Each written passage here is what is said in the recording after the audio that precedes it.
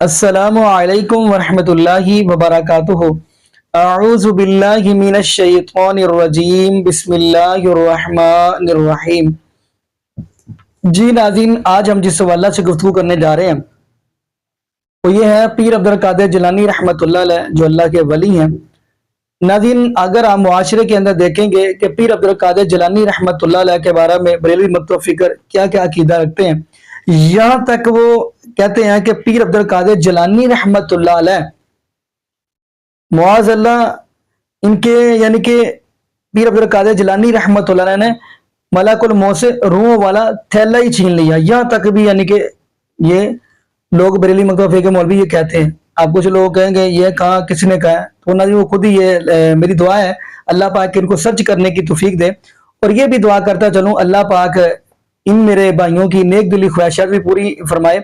خیر ناظرین، ایسے جملے بھی بولے جاتے ہیں، یہاں تک کہا جاتا ہے کہ پیر عبدالقادر جیلانی رحمۃ اللہ علیہ 70,000 مجمع کو واز کر رہے تھے، اور ان کے اندر ایک بندہ جو بوڑھا بابا تھا، یعنی کوئی ان کا ہوگا مرید، ان کو قضائے حاجت آئی تو وہ پریشان تھا، درمیان میں بیٹھا ہوا ہے، تو پیر عبدالقادر جیلانی نے ان کو اٹھا کر جنگل بیابان کے اندر بٹھا دیا، فارغ ہو گیا، پھر وہ ادھر اس کو بٹھا دیا۔ خیر ناظرین، ایسی بھی گفتگو کرتے ہیں، یعنی ایسا ان لوگوں کا عقیدہ ہے۔ تو ناظرین، میں یہ کہتا چلوں پیر عبدالقادر جیلانی رحمۃ اللہ اللہ کے ولی ہیں، مشکل کشا نہیں ہے۔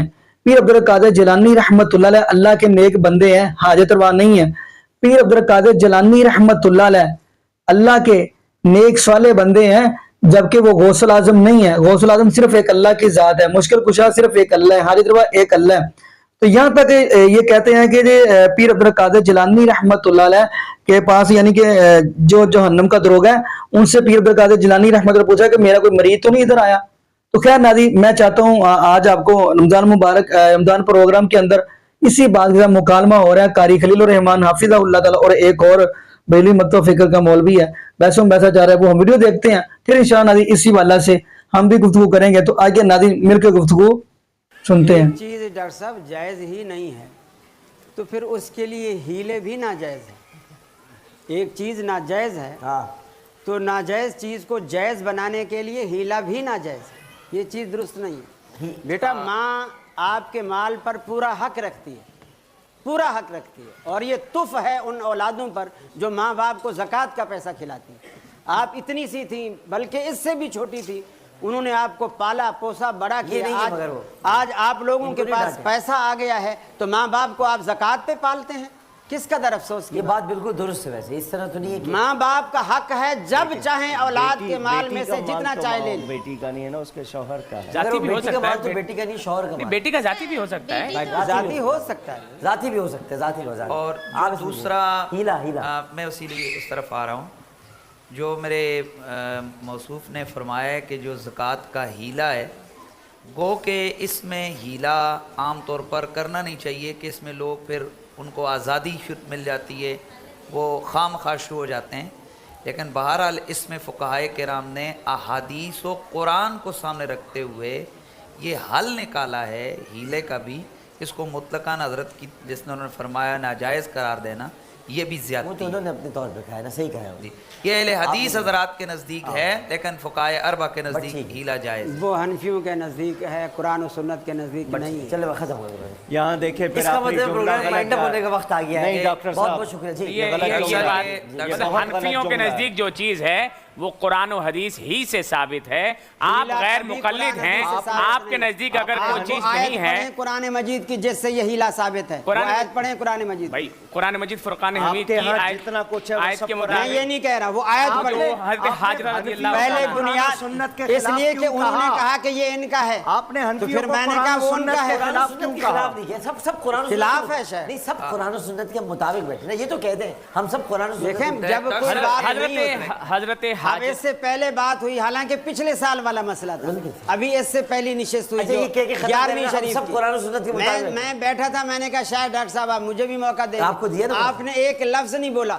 وقفہ کر کے بات اچھا ختم سارا کر کے جھگڑا کر کے چلے گئے۔ زبیر 11ویں خالد شریف کو پر ہے۔ رکھتے ہیں آپ۔ مقصد یہ کہ ابھی تو نہیں، اصل میں سارا جھگڑا 11ویں شریف پر ہے، وہاں سے ڈاکٹر صاحب 11ویں پر نہیں، اب میرا جھگڑا ہیلے پر ہے۔ میں ایک سیکنڈ ڈاکٹر صاحب، انہوں نے پہلے ایک مسئلہ بتایا، جی ہاں، یہ دیکھیں کہ خود زیادتی کرتے ہیں اور ہم یہاں کچھ آداب چینلز کے اس کا بھی خیال رکھتے ہیں۔ انہوں نے سب ایک کو نہیں کہنا چاہیے پورا قرآن مسئلہ بتایا سود کے پیسوں والا. ڈاکٹر صاحب پلیز, حرام کہا کہ بھائی اس کو ہمارے اساتذہ نے کہا ہے, فتویٰ دیا ہے, وہاں حدیث کوئی نہیں پڑھی. اب میں وہ اس کو بھی حرام ہے پلیز جس پر آپ نے سلام کیا. جی جی پلیز اچھا بولیے عجیب بات ہے. فلو ہوتا ہے, بولیں. فلو. ہاں فلو آپ نے بتایا کہ انہوں نے ٹھیک اپنے ہے, اساتذہ بریک لے لیں گے. اچھا بتا دیں نا, بتا دیں, ناراض نہیں بتا دیں, ہو گیا جی. نہیں بتا دیں نا, ناراض ہو مفتی صاحب. اچھا ڈاکٹر صاحب پلیز, فلو یہ ٹوٹ بھی جاتا ایک ہے, معاملات ہیں کہ جب میں فلو کسی کی ٹوٹتا ہے, بات میں فلو نہیں ٹوٹتا ہے. بولتا تو بالکل پھر بات کیا صحیح. ضرورت ہے درست ہے, درمیان میں فلو کاٹنے ٹوٹتا کی؟ ہے. جب 3-4 بندے بلاؤ گے تو بیان ایسا ہی کریں, ہو. جی بیان جی کریں بات. تاکہ بات مکمل ہو جائے. ہاں بات یہ کہ انہوں نے ایک مسئلہ بتایا, جی. نہ خود اعتراف کیا جی حدیث میں نہیں ہے. ہاں میں ان سے کہوں پڑھو قرآن کی آیت, کس سے تم نے استدلال کیا کہ اس کو رکھو اور کمیشن کے طور پر اور آرام کے طور پر دے دو. آپ نے بھی اس کو کہا, ہم نے بھی کہا کہ یار چلو ایک ہیلا حل نکالا ہے. اب ایک مال ہے ڈاکٹر صاحب, ایک حرام مال کمایا ہوا ہے, سود کا پیسہ ہے, اور حضرت کہہ رہے ہیں اس کو لکھ کے رکھ دو, پرچی رکھو, پھر اس کو تم, اب اس کو میں کو تم خلاف شریعت بول رہے ہو, کر رہے ہو, یہ زیادتی ہے. یہ اور بات برداشت یہ کریں. بہت اچھی بات ہے, اس کو تو اچھی بات نہیں ہے. برداشت کریں. اپریشیٹ کریں اس لیے نہیں ہے کہ میں نے جب کہہ دیا اس مسئلے میں میرے پاس قرآن حدیث نہیں ہے, جب کہہ دیا تو یہ اس پر تقاضا بھی نہیں کر سکتے. جب میں نے پہلے تسلیم کر لیا کہ جو مسئلہ میں بیان کر رہا ہوں یہ کسی مفتی کی مگر رائے ہے, آپ نے ایک ہم سے تو کیوں قرآن کہا؟ سنت کے خلاف نہ کریں. میں آپ نے نے قرآن- کیوں کہا کہ یہ قرآن و حدیث میں نہیں ہے؟ سنیں. ہم نے کہا کہ فقہائے اربع کے ایک نزدیک منٹ. ہے. تو آپ میں کون نے- ہوتے فقہائے میں اربع نے کو جب ریجیکٹ قرآن کرنے کی والے؟ آیت کا مطالبہ آپ کیا تو اپنے اس وقت عقیدے کیا کی بات کریں. جب مفتی صاحب نے کہا کہ یہ قرآن سے نکلتا ہے. چلے اب تو میں نے کہا وہ آیت ایک پڑھ بات تو دیجیے. طے کر دینا آج کی, ہم میں سب نے تو کہا قرآن کہ و سنت- نہیں ہے. مگر ہم سب قرآن و سنت کے مطابق ہی یہاں بیٹھے نا, یہ تو کہہ دیں تاکہ اچھے ماحول میں ختم کیا ہو. یہ ہر دفعہ مجھ سے ہی کہلوائیں گے؟ آپ بہت پیارے نہیں انسان ہیں. کہوں گا. بہت پیارے آدمی. جتنا بھی آپ پیار ہے بہت نہیں پیارے کہوں گا. بہت پیارے, ایک دفعہ کہہ دیں. یہ کیا نہیں کہوں گا, نہیں کہوں گا, نہیں لوگ کہوں گا. تالیاں بجانے کے اس بجا دیں نہیں دفعہ ہم سب قرآن و سنت کے مطابق. بیان سب مسلمان بھائی.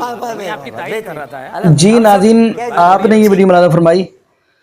ناظرین میں یہی بات کہتا چلوں, ایک طرف یہ پیر عبد القادر جیلانی رحمۃ اللہ علیہ سے محبت بڑی کرتے ہیں, پیار بڑا کرتے ہیں, یہاں تک کہ عربی مہینے کی 11ویں جب 11 تاریخ آتی ہے تو 11ویں دلواتے ہیں, بڑا کچھ کرتے ہیں. یہاں تک آپ دیکھیں گے, اب سنیں گے, وہ بھی مکتبہ فکر کے مولانا صاحب یا امین القادری, چلو میں نام بھی جو بتا دیتا ہوں, وہ سنیں گے. ان کا یہ بھی کہنا ہے کہ نبی نوح علیہ السلام کی کشتی کے اندر پیر عبد القادر جیلانی رحمۃ اللہ سوار تھے.